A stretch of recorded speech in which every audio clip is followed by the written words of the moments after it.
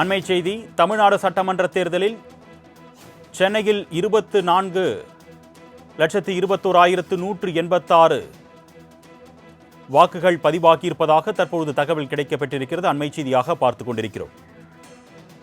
இது குறித்த கூடுதல் விவரங்களை செய்தியாளர் ராஜேஷ் வழங்க நாம் கேட்கலாம். வணக்கம் ராஜேஷ், கூடுதல் விவரங்கள்.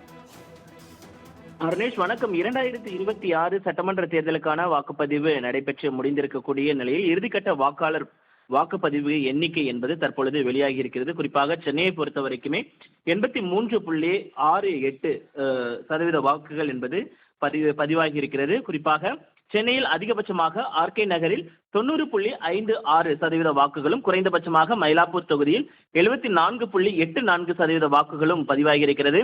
குறிப்பாக ஸ்டார் தொகுதிகள் என்று பார்க்கப்படக்கூடிய தமிழக வெற்றி கழகத்தின் தலைவர் விஜய் போட்டியிடக்கூடிய பெரம்பூர் தொகுதியில் 89.74% வாக்குகள் பதிவாகி இருக்கின்றன. அதே போல முதலமைச்சர் ஸ்டாலின் போட்டியிடக்கூடிய கொளத்தூர் தொகுதியில் 86.12% வாக்குகள் பதிவாகி இருக்கின்றன.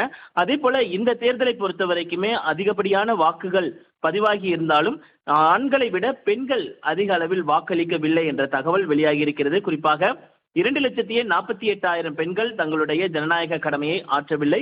அதே போல ஆண்களை பொறுத்த வரைக்குமே 2,23,000 மேற்பட்டோர் தங்களுடைய அந்த ஜனநாயக கடமையை ஆற்றவில்லை. மூன்றாம் பாலினத்தவராக இருக்கக்கூடியவர்கள் 379 பேர் தங்களுடைய வாக்கை அளிக்கவில்லை என்ற தகவல் வெளியாகி இருக்கிறது. குறிப்பாக இந்த தேர்தலை பொறுத்த வரைக்குமே அதிக அளவிலான வாக்குப்பதிவு என்பது ராதாகிருஷ்ணன் நகர், அதாவது ஆர்கே நகரில் பதிவாகி இருக்கிறது. குறிப்பாக அந்த தொகுதியை பொறுத்த வரைக்குமே கிட்டத்தட்ட மொத்தமாக சென்னையை பொறுத்த வரைக்குமே இருக்கக்கூடிய 22,89,33,505 வாக்குகளில் பதிவாகி இருக்கக்கூடிய வாக்குகளை பொறுத்த வரைக்குமே 2,42,10,186 வாக்குகள் தான் பதிவாகி இருக்கிறது. கிட்டத்தட்ட 83.68% வாக்குகள் மட்டுமே பதிவாகி இருக்கிறது. அருணேஷ்,